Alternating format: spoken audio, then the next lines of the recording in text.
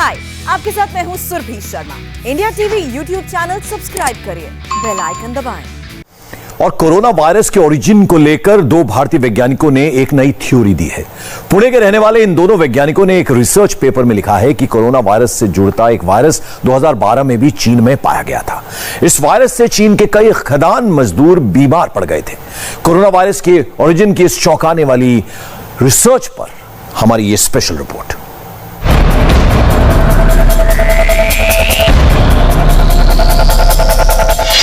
Corona की बीमारी सबसे पहले 2012 में फैली थी। वुहान से 1600 किलोमीटर दूर मिला था वायरस। चीन ने लैब में मॉडिफाई किया नेचुरल वायरस। भारत के वैज्ञानिकों ने कोरोना का ओरिजिन खोज निकाला। इस समय पूरी दुनिया में पुणे के रहने वाले दो भारतीय वैज्ञानिक डॉक्टर राहुल बाहोलीकर और डॉक्टर मोनाली राहलकर की चर्चा हो रही है। इन दोनों वैज्ञानिकों की थ्योरी सोशल मीडिया से लेकर डार्क वेब तक में वायरल हो रही है। दोनों ही वैज्ञानिकों ने कोविड-19 महामारी के लिए जिम्मेदार नए कोरोना वायरस को लेकर सनसनीखेज दावे किए हैं। इन भारतीय वैज्ञानिकों की थ्योरी को आज दुनिया के कई वैज्ञानिक हाथों हाथ ले रहे हैं। पुणे के रहने वाले डॉक्टर राहुल बाहोलीकर और मोनाली राहलकर इस वक्त पूरी देश दुनिया के लिए हेडलाइन बने हुए हैं। दरअसल इन डॉक्टर्स ने साल 2020 में कोरोना वायरस के ओरिजिन को लेकर एक पेपर लिखा था, लेकिन उस वक्त उनके इस पेपर को लेकर हर किसी ने उन्हें नज़रअंदाज किया, उन्हें तवज्जो नहीं दी। लेकिन अब जब कोरोना वायरस के लैब से लीक होने की खबर सामने आ रही है, तब हर कोई देश दुनिया से इन डॉक्टर्स को संपर्क कर रहे हैं और कोरोना वायरस को लेकर इस पेपर में जो कुछ लिखा गया था उसको लेकर उनसे और अधिक जानकारी की मांग कर रहे हैं। आपको बताते हैं डॉक्टर राहुल और डॉक्टर मोनाली ने अप्रैल 2020 के पेपर में क्या लिखा है। इन वैज्ञानिकों ने लिखा था कि वर्ष 2012 के अप्रैल महीने में चीन के यूनान प्रांत में 6 खदान मजदूर अज्ञात निमोनिया से बीमार पड़े थे। ये मजदूर मोजियांग की खान में काम कर रहे थे। इसी खान से कोरोना वायरस के काफी मिलते जुलते रैट G13 वायरस के सैंपल इकट्ठे किए गए थे। मोजियांग की खान से लिए गए ये वायरस सैंपल वुहान की लैब को भेजे गए थे। चमगादड़ों से वायरस के सैंपल इकट्ठे करने के दौरान ही 6 खदान कर्मी बीमार पड़े थे। इनमें से 3 की मौत हो गई थी। 2012 में कुछ लोग एक खान में गए थे। ये कॉपर की खान थी। मोजियांग करके जो प्रांत है साउथ ऑफ चाइना में, यूनान में, तो मोजियांग करके एक जगह है, वहां पे ये कॉपर की खान थी। वहां पे 6 लोग वहां पे गए थे।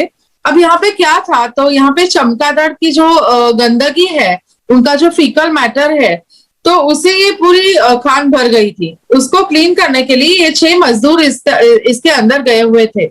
अब इनको क्या हुआ, तो इनको 14 दिन का 4 लोगों ने 14 दिन काम किया और 2 लोगों ने इसमें 4 या 5 दिन काम किया।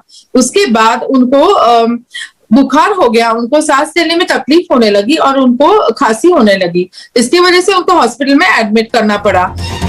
डॉक्टर राहुल और डॉक्टर मोनिका ही नहीं, दुनिया के कई वैज्ञानिकों का मानना है कि यह नया कोरोना वायरस ही था जिसने चीन के उन खदान मजदूरों को 2012 में संक्रमित किया था। लेकिन तब यह वायरस इतना घातक नहीं था, चूंकि इसके सैंपल बाद में वुहान की लैब में भेजे गए और 2019 में वहां कई रिसर्चर बीमार पड़े। तो जाहिर है कि मोजियांग की खदान में मिले वायरस और नए कोरोना वायरस में कोई संबंध तो है।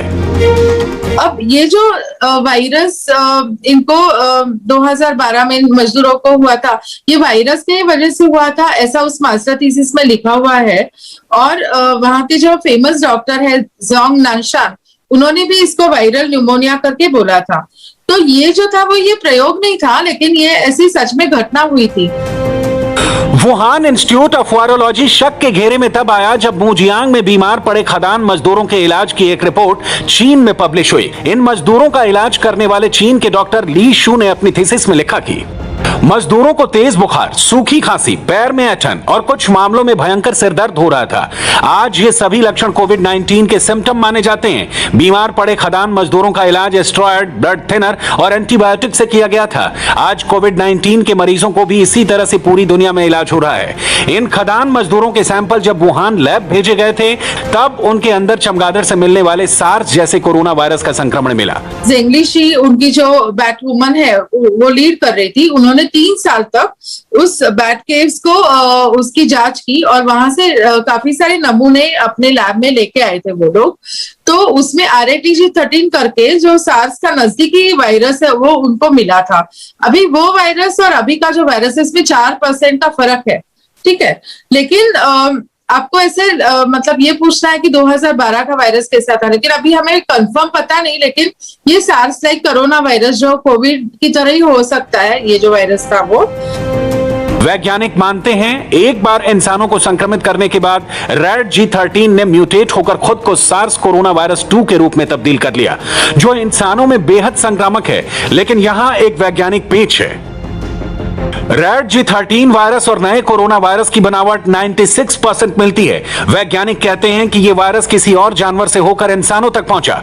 उस जानवर में RATG13 के अंदर इतने बदलाव आए होंगे जिससे यह कोरोना वायरस से 98% मिलने लगा होगा।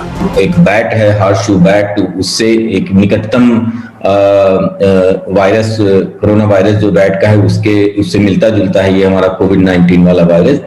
लेकिन उसका जो समानता है वो सिर्फ 96% है, जबकि अगर सीधा बैट से आया है तो वो 98% के आसपास होनी चाहिए।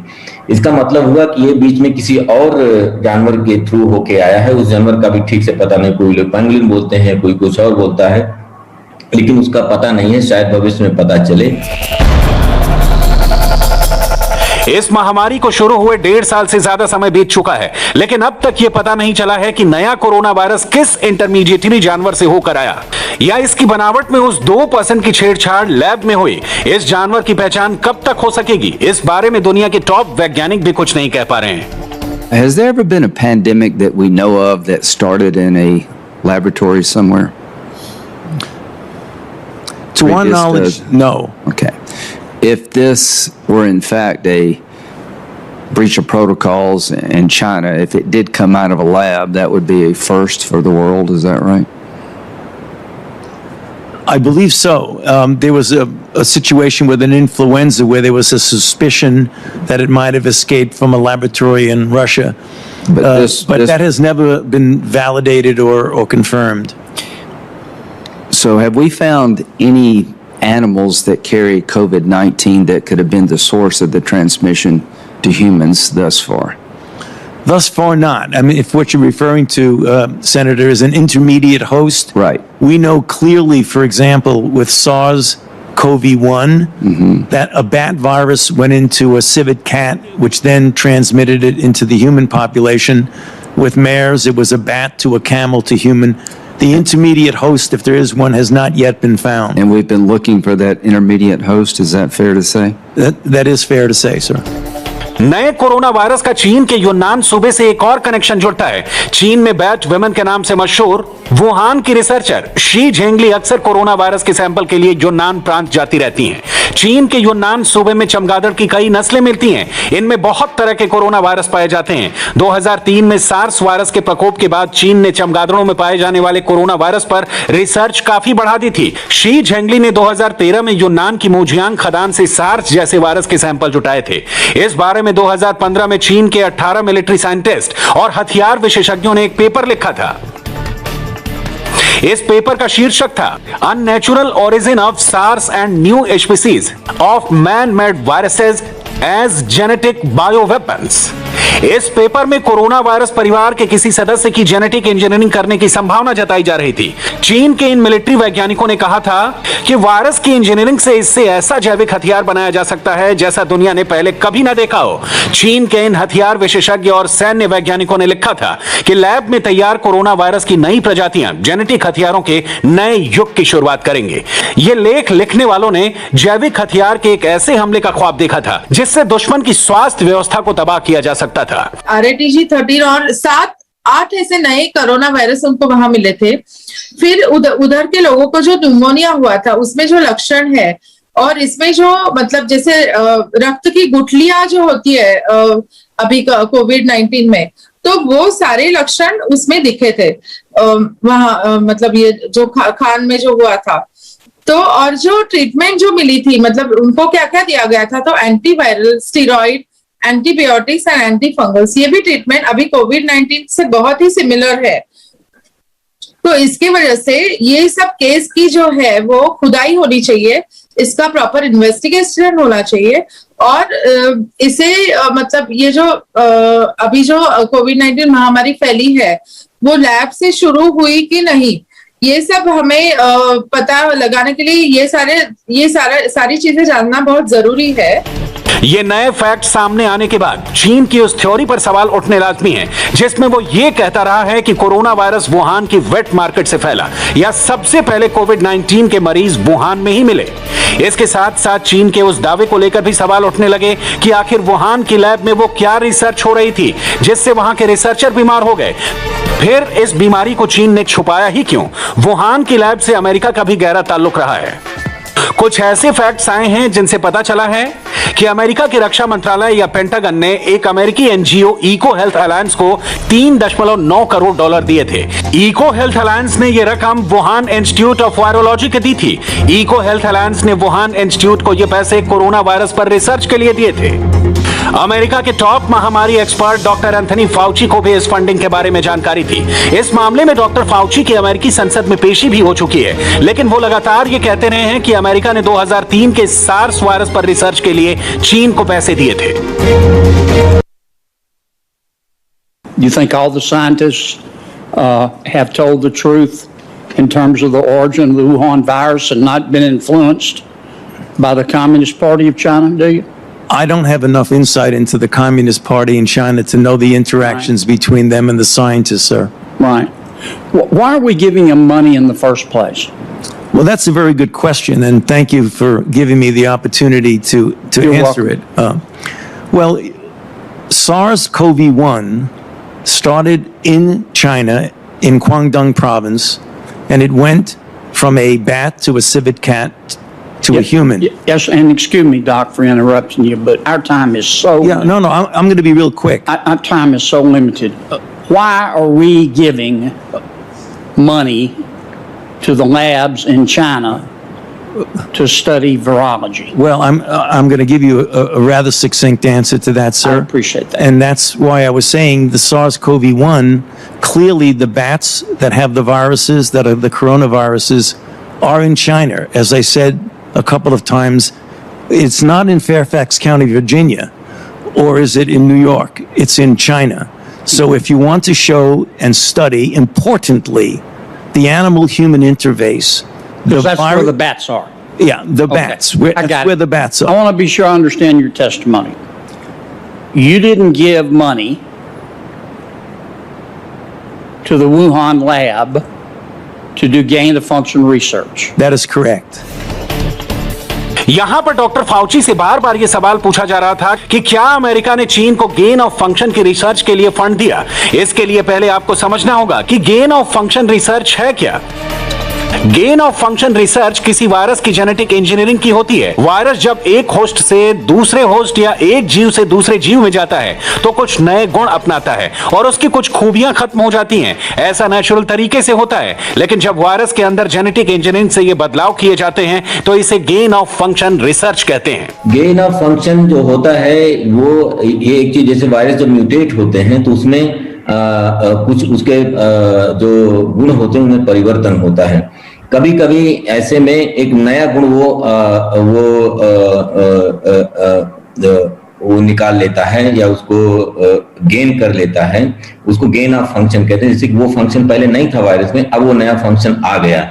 ये चीजें नॉर्मल म्यूटेशन से भी हो सकती हैं। हम जेनेटिक्स की फील्ड में जब हम काम करते हैं तो हमको बहुत सारे ऐसे म्यूटेशन मिलते हैं जिनको हम गेन ऑफ फंक्शन म्यूटेशन या लॉस ऑफ फंक्शन म्यूटेशन बोलते हैं।